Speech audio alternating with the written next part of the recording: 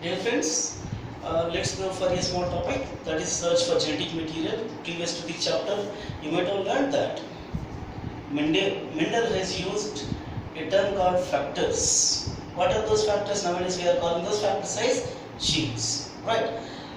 After this chromosome theory of inheritance, which was been put forward by Sutton and Boveri, we came to know that there is much similarities between genes and chromosomes. Even D.H. Morgan has confirmed that genes are present on the chromosomes. So we know all these things, but we don't know the genetic material, whether it is DNA or RNA. Right? For that purpose, we are going with this topic, search for genetic material.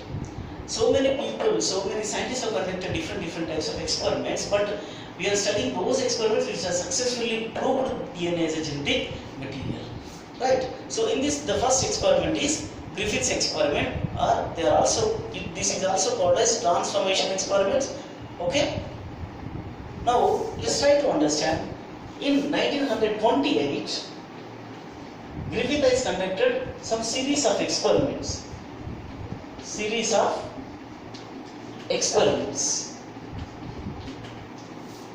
Okay friends, right.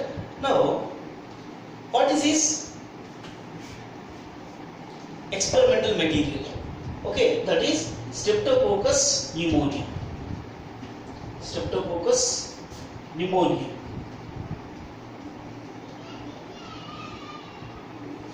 Right, it's also called as Diplococcus pneumoniae.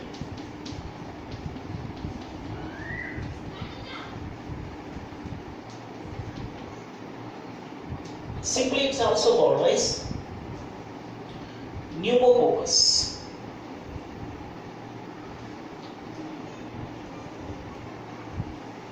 Okay, right. The single bacterial name, the bacteria is one only. It is having these many names, and this bacteria is coccidia, round shape. So that's why it's also called as Diplococcus, because they are in pairs, two. Every time those are seen in two.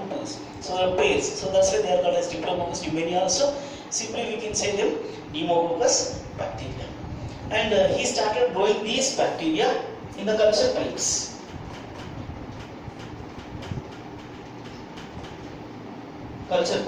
And he got these bacteria in two types of bacteria grown in culture plates. One is smoother. One is smooth one, and other one is rough one.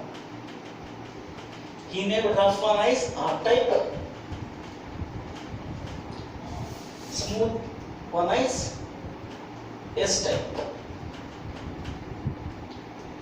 Smooth one is S type. And this is smooth and shiny. Smooth, shiny.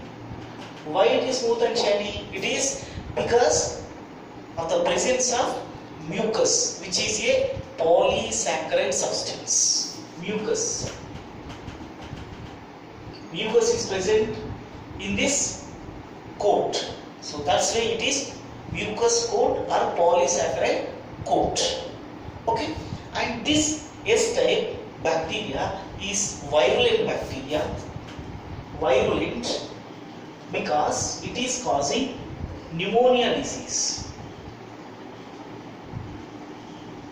It is causing pneumonia disease. This is lung infection, right?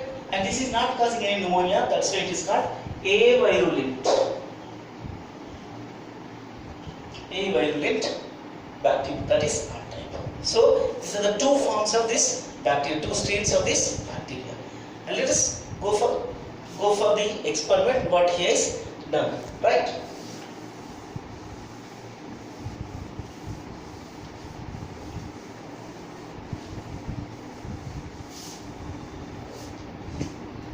In the first step, he has taken S-type bacteria and injected into mice, and mice developed pneumonia disease and it died. Second step, he injected R-type bacteria into mice. Mice did not develop any pneumonia and mice is still alive. Third step, he has gone with this S type, but this time he killed using heat. Heat killed. This S type of bacteria is heat killed. After that, it is injected into, the suspension is injected into mice. Then mice is alive. Why? Because the disease causing substance got totally damaged mite, right? Okay. Next, in fourth step, he mixed both second and third steps. Heat killed S type. S type he killed, mixed with live R type, injected into mice. What's the result? Simply, why? See, in second step it is alive because R type is not causing any disease. Third step, heat killed S type is not causing any disease, so alive. So, going with the fourth step, both are mixed. So, definitely it should be alive. But surprising thing is that the mice is not alive. This time mice is dead. Mice is dead. Why it happened? This is shock to Griffith also, Frederick Griffith also, and even to us also. Why? This is a major result we need to understand. Why? It's not alive. Why mice died here? So simple to understand here. Again, one more important thing that Griffith obtained live S type of bacteria from these dead mice. From these dead mice, Griffith obtained live S type of bacteria. How it happened? Either he has to obtain heat killed S type or he has to obtain R type. No, both of these, more than this, he obtained live S type of bacteria. How it happened? So after that, he could able to conclude by analyzing something here. Right? He could able to analyze that there might be something is there which is present in S type, heat killed S type bacteria, which entered into R type, making R type into S type of bacteria. Making R type into S type of bacteria. So that S type of bacteria, when injected into mice, developed pneumonia and mice died. So how this happened? How this happened? See here, normally this is the S type. S type bacteria. Right? And this is R type bacteria. R type bacteria. Let's try to understand this. When S type bacteria is killed using heat killed, then the smooth coat, cell wall, cell membrane, inside whatever substance, all they are totally destroyed. Except this DNA, what we are calling now. During that time, they don't know whether it is DNA or proteins or whatever it is. Now we are calling as DNA. Why? Because DNA will not be destroyed using heat. It is only denatured. Right? So now, this denatured DNA, after complete that, after coming to its normal condition, it will get renatured. Okay? Then, when this heat killed S type is mixed with the R type, the first R type, what happened? This DNA means this material might have entered into R type. So what happened? After this entry here, this bacteria started developing smooth coat again. Smooth coat. Smooth, shiny coat. Now is it R type now? No. Now this is S type. Now this is a transformation. Earlier, this bacteria was R type of bacteria, but because of the entry of this DNA or this material into R type got converted or transformed into S type. So because of this process, what we are saying, it is called as transformation. By analyzing this, he could be able to say that some